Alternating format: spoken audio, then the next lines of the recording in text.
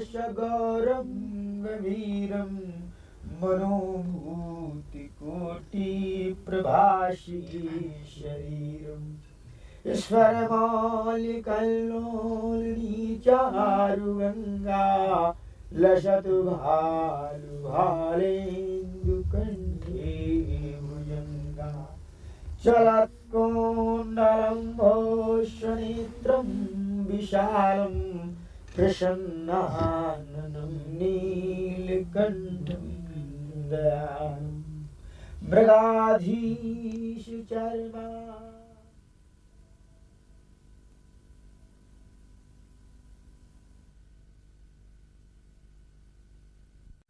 Apukam Brahma Veda Swarupam. Here at last is the long-promised letter about my experiences in India. You've always wanted to know what it is that brings me here. Perhaps now I can begin to explain. There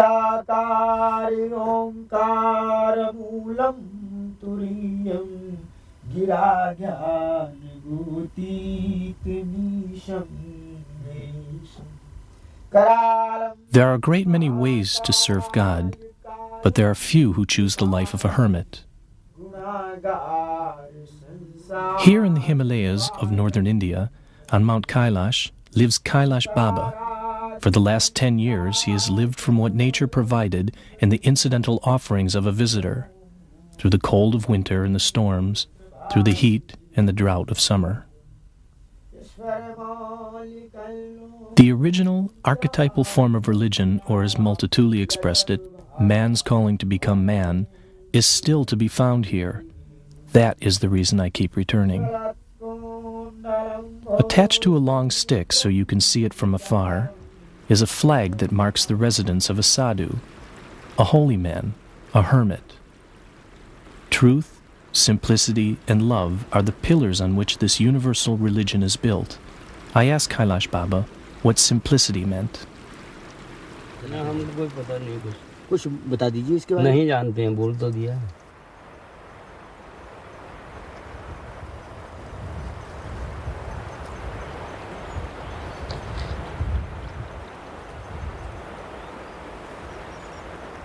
And when I pressed him again for an answer, और कुछ नहीं जानता. Only picture. हम तो ये टिक कर बस इसी में आनंद रहता है. दर्शन मेला करता हूँ. अपना मतवाला पिलाकर प्रेम का प्याला बनाइए अपना मतवाला. तुम्हारे नाम पर मिट जाने वाले वारी होते हैं. There have been times in the past that our interpretations as to what we understand reality to be have differed. I'd like to try and clarify mine.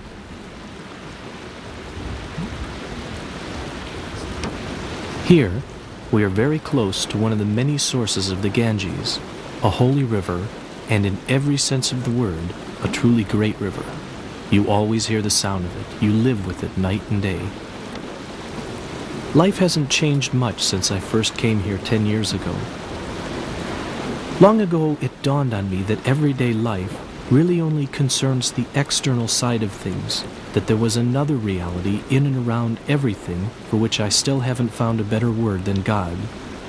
With that realization, a number of changes had to be made in the way I led my life. From one day to another, I suddenly found myself in the camp of the believers and tried to share my experiences with them. That wasn't easy. The lives of many Christians are governed by the idea that God is to be found somewhere else, at some distance from us, and that this is not such a bad thing as it leaves our hands conveniently free.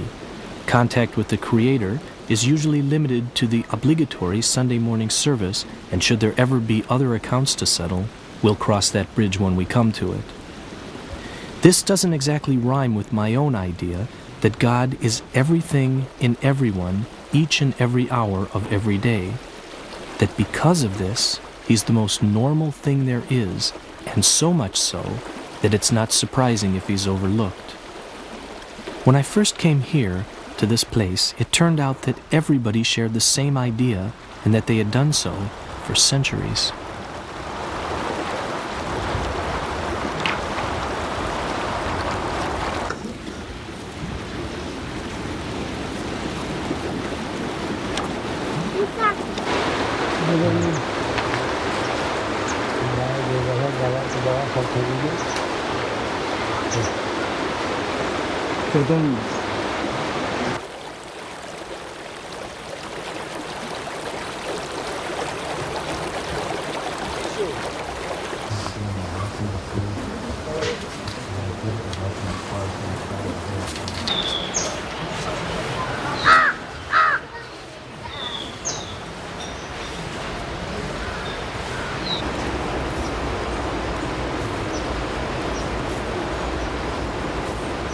In the course of time, the religious culture here witnessed a number of unusual phenomena.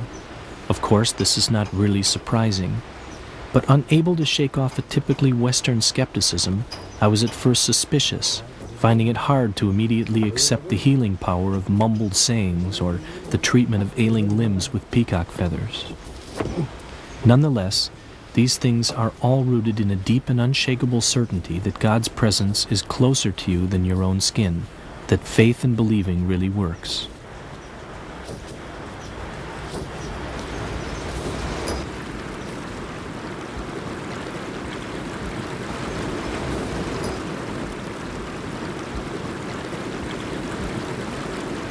Over the years, things have been added here and there to the building, but the people have mostly remained the same.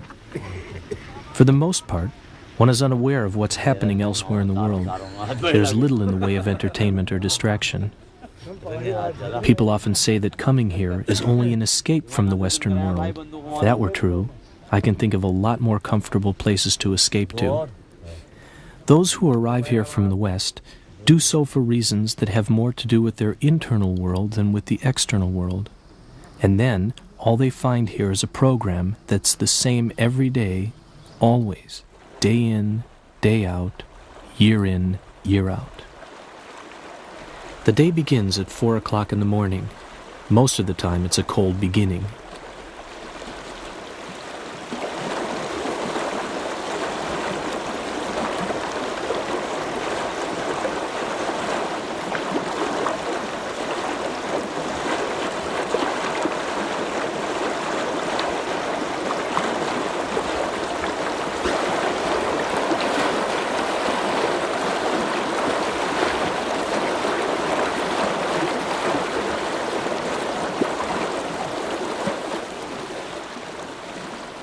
After a bath in the river, there's meditation.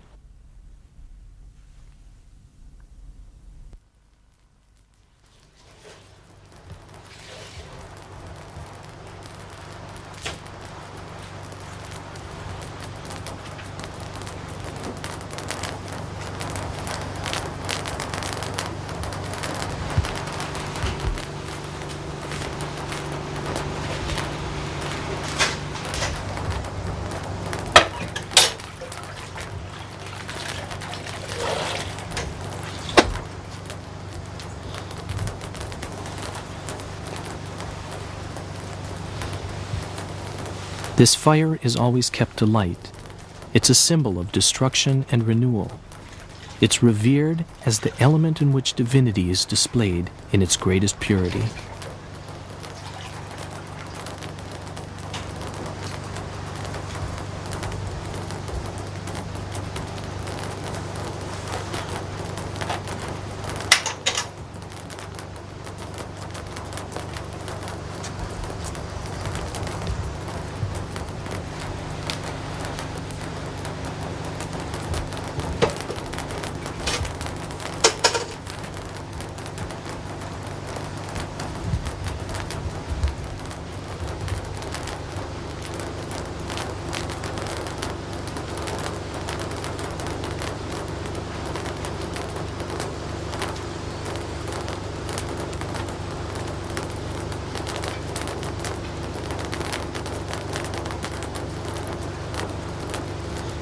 The application of the yellow stripes, the red dot, and the grains of rice is a ritual preparation for the morning ceremony with which each day is welcomed.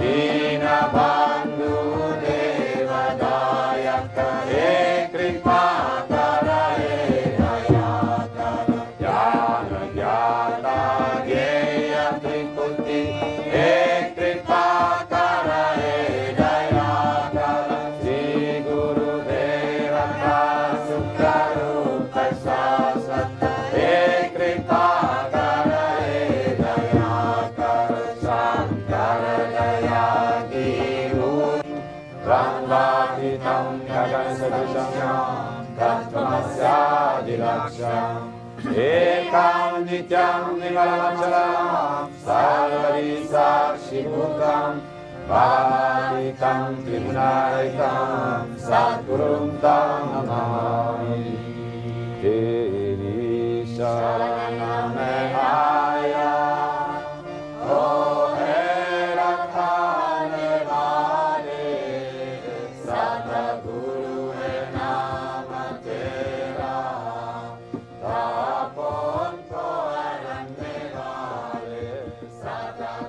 Every morning, this ceremony is conducted at several different places. Actually, throughout the day, everything is constructed with a view to keeping you alert and concentrated, ensuring that you're not distracted by things of secondary importance. It has to do with confrontations with yourself that you would rather avoid.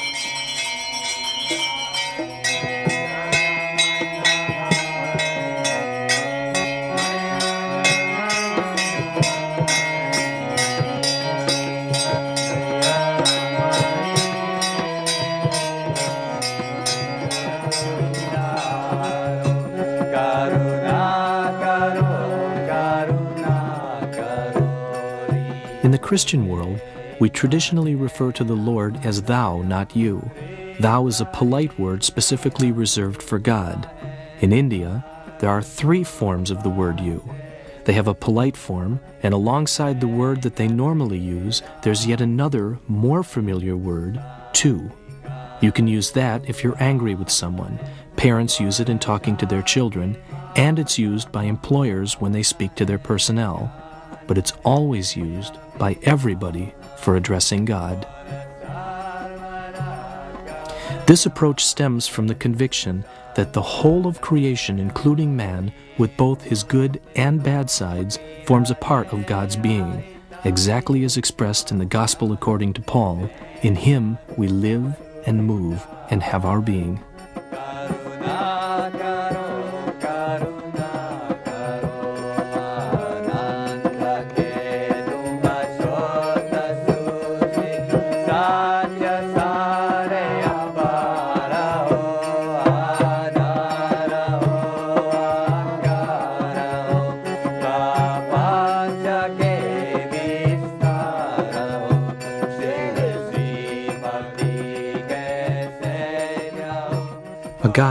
that is not only the shape and basis of everything, but one that can also be experienced. अभी आपने मेरे से पूछा था कि भगवान क्या है, कैसे हैं, और मैं तो एक मूर्ख आदमी हूँ। आप जानते हैं कि मैं किताब को खोलना और बंद करना भी नहीं जानता हूँ, लेकिन मैं भगवान के बारे में क्या सोच सकता हूँ। ईश्वर जो आपके आत्मा के अंदर है वही ईश्वर है। आत्मा के अंदर, आपके आत्मा में अगर आप ध्यान लगा के सोचिए और विचारिए कि आत्मा के अंदर मेरी आत्मा क्या कह रही है, तो आपकी आत्मा में जवाब वो आवाज़ देगा कि मैंने ये अच्छा किया या बुरा किया। वही ईश्वर है।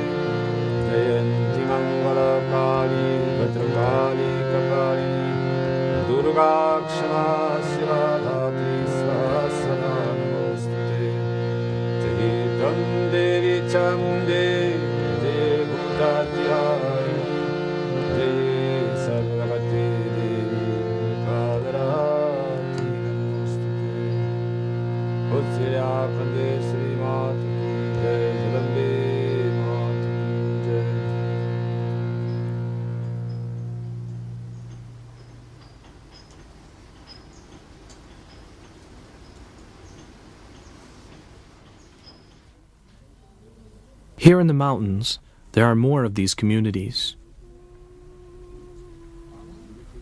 Of course, it is possible to live a life of truth, simplicity, and love anywhere. It just requires practice, but a place like this is perfect to practice in. Most of the Westerners are here in search of the power of silence and simplicity. Generally, you can't stay for very long. Back at home, you try to hold on to the spirit for as long as possible, but in our Western society it slowly slips away. Since you're a good friend of mine, and I know that you are interested, I'll try my best to explain what it is that moves the people here. What it comes down to is this. Each human being has an irresistible drive to find happiness.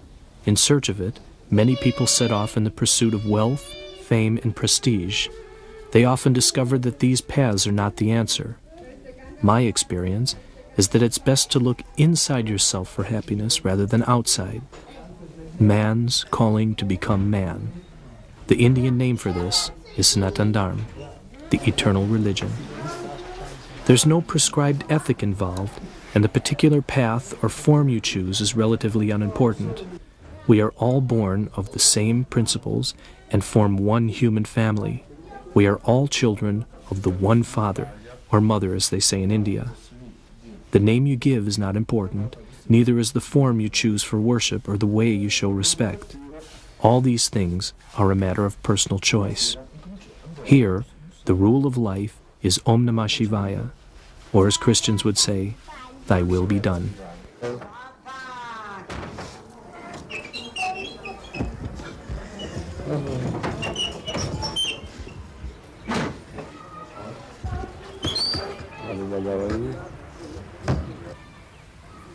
Here we're all concentrated on trying to bring God into our lives and how to live our lives with God as the head of the family, so to speak.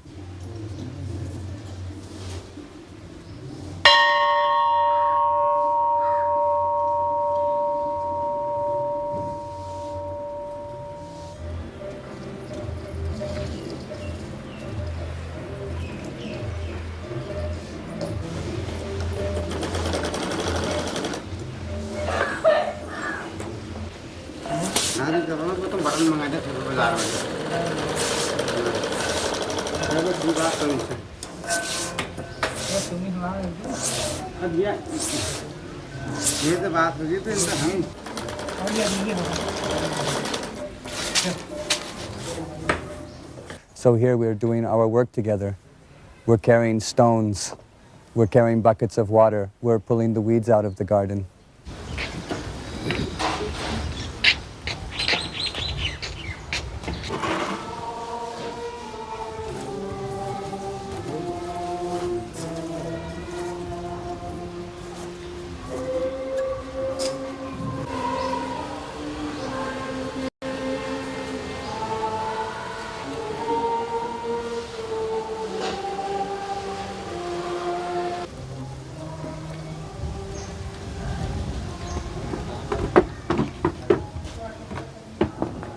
I heard a story that is a good illustration of why people from different cultures understandably have different ideas about the nature of God. That reminds me of a story of Ramakrishna. Ramakrishna told the story there were 4 blind men describing an elephant. One man he held the leg, one he held the trunk, the third held an ear, and the fourth the tail. So the one who held the foot, he said he's like a big tree. The one who holds the trunk is like a boa, like a big snake. The one who holds the ear, he said, is like some thick leaf. And the fourth said, who holds the tail is like a small snake. So all were right, but none of them completely. So like this, God is one, the truth is one. Those who know God, they will never fight about different names about Him.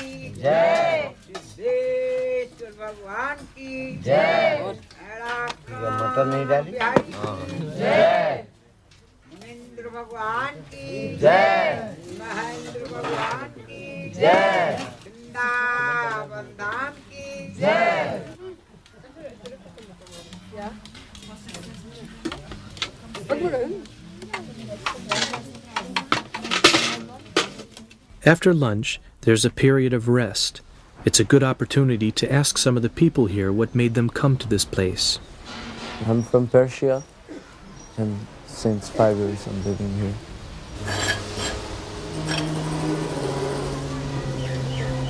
And in Islam, there's one part, they're written, one prophet in Muslim said, if you don't believe in Islam, you go and search, you will find. Which what you are searching for. Waar ik de laatste jaren voor naar India kom, is toch het alledaagse religieuze besef wat hier heerst. En ik voelde dat toen ik hier kwam, dat ik een heel bijzondere welkom kreeg. En eigenlijk was het een plek die mijn hart raakte en waardoor ik me meteen thuis voelde.